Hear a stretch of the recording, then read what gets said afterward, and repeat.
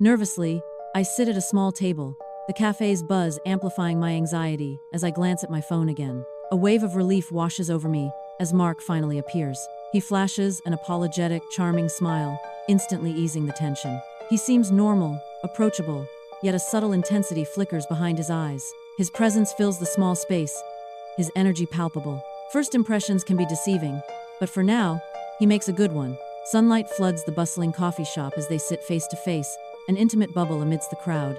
His animated voice fills the air, hands dancing as he recounts tales of his demanding job and quirky family. He speaks of unusual hobbies, his passion igniting his eyes, captivating her with each vivid detail. A subtle unease creeps in, a discordant note in his otherwise perfect harmony.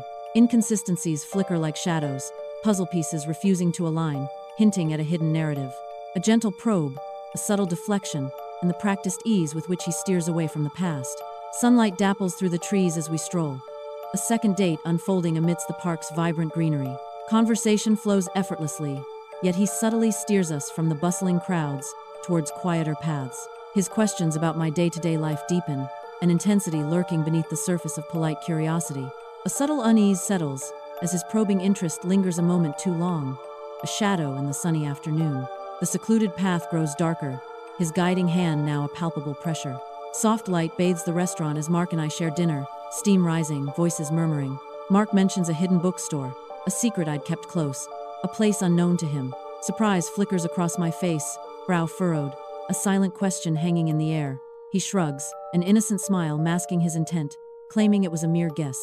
The clinking of silverware pierces the sudden silence, tension thickening with each unspoken word. After the restaurant, he walks her home, the city lights casting long shadows. At her doorstep, a moment of hesitation hangs in the air, thick with unspoken desires. He asks if he can come in, his voice barely a whisper against the night's silence. She politely declines, but his gaze lingers, intense and searching, refusing to break. Finally, he relents, turning to leave, the weight of the unsaid heavy between them. The lamp casts a warm glow, painting the familiar space as minutes tick by after Mark's sudden departure. My phone buzzes, shattering the silence. A chilling text message flashes across the screen. A wave of unease washes over me as I read the cryptic words. I see you. Driven by a sudden, sharp fear, I cautiously move towards the window. My heart pounds as I grip the edge, peering into the inky blackness beyond the glass. The darkness seems to watch back, every shadow a potential threat. Restless, I toss and turn, the silence of my apartment amplifying every shadow and whisper. Sleep is a distant shore, as the house groans around me, each creak a footstep in the dark. My mind replays our dates, each moment scrutinized for a hidden sign, a missed warning. I search for a flicker of truth in her eyes, a hint of deception behind her smile. The weight of unanswered questions presses down, heavy as the night itself.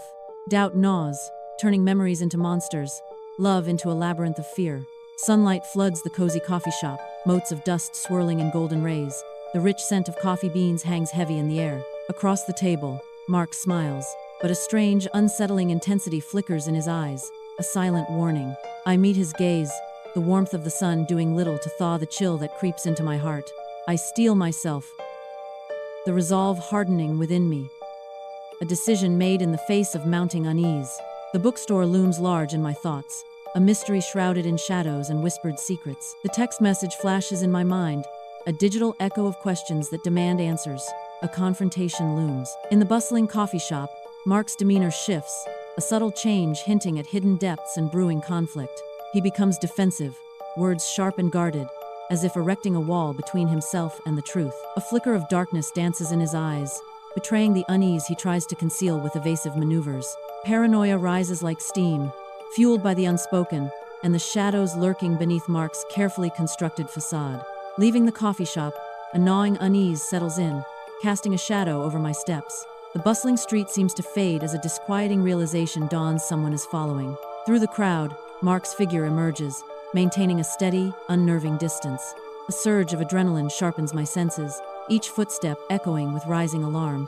My pace quickens, the vibrant city blurring into a backdrop of mounting dread. With each hurried breath, my heart pounds, a frantic rhythm against the unknown threat. Inside my barricaded apartment, shadows dance like lurking threats, each corner whispering unseen dangers in the dead of night. Paranoia tightens its grip as I fortify my sanctuary, every creak of the floorboards amplifying the rising dread. Mark's disturbing messages echo in my mind, their unsettling words painting a canvas of escalating fear and uncertainty. I clutch my phone, each notification a potential harbinger of doom, my heart pounding against the silence. Darkness descends as a sudden power outage engulfs the apartment. Fumbling hands search desperately for the phone, a beacon in the encroaching black. A tremor of fear runs through me as the silence is broken. An unsettling scratching sound emanates from the window, heightening the dread. The darkness seems to press in, amplifying every chilling sound. Peering through the blinds, I see Mark outside, bathed in the harsh glow of streetlights. Long shadows stretch across his face, twisting familiar features into something sinister. A chilling, predatory smile curls his lips, sending a shiver down my spine. The night air seems to thicken, heavy with unspoken threat. An unsettling scratching sound pierces the silence of the night. The scratching intensifies, a creeping dread filling the room. The source isn't the window, the sound is coming from within the walls. Louder and closer, the scratching claws at the edges of sanity. A primal fear grips me as the unseen presence makes its advance. The apartment's silence is violently broken as the wall splinters, dust and debris raining down. A pale, small hand bursts through the drywall, reaching with desperate intent. The hand, almost childlike, grabs my arm in a vice-like grip. Panic flares as the intruder's touch sends chills down my spine. This is not Mark's hand. This is something unknown, something terrifying. A scream echoes as the wall implodes, unveiling a hidden room glowing with ominous light. Photos of me blanket every inch of the walls, each a stolen moment from recent weeks. In the corner, a girl clutches a phone displaying Mark's profile, rocking back and forth. Her hollow eyes rise, and she whispers, her voice devoid of life, "He said you were next."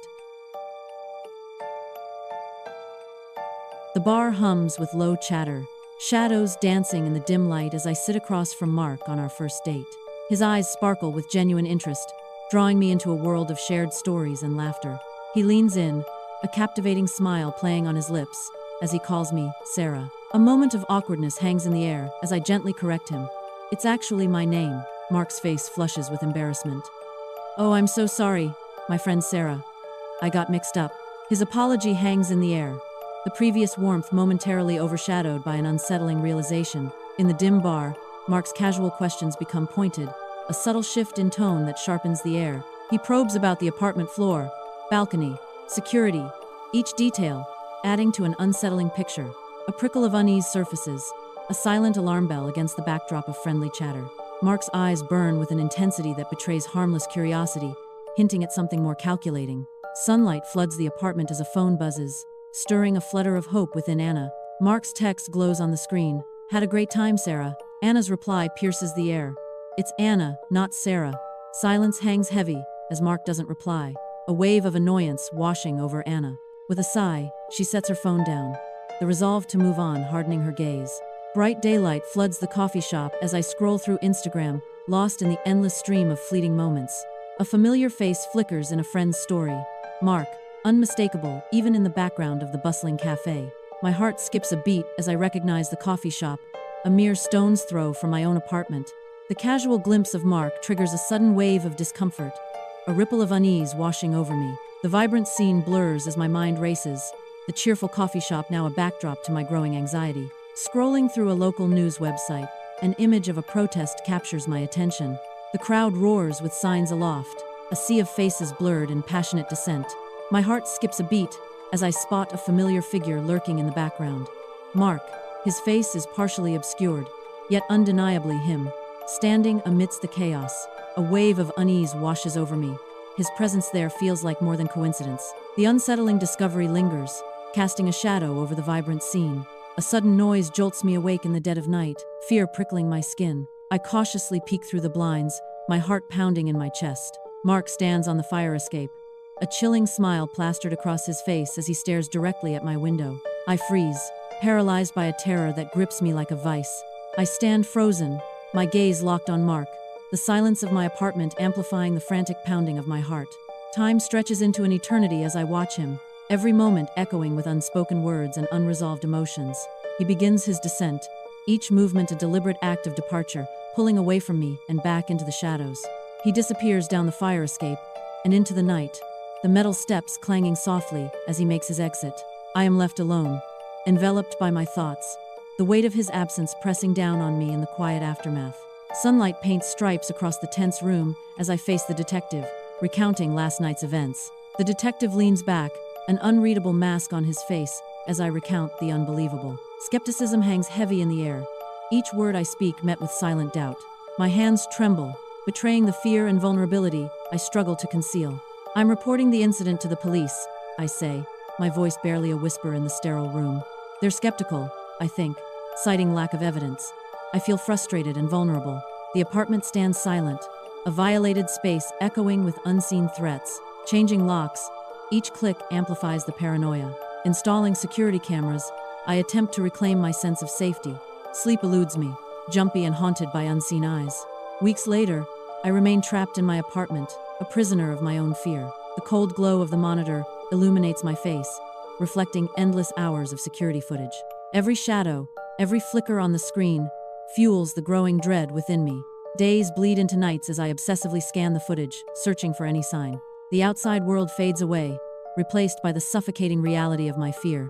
I am consumed, haunted by what I saw, and what I fear is coming. Sunlight floods my apartment as a mysterious package arrives, its lack of a return address sparking immediate suspicion.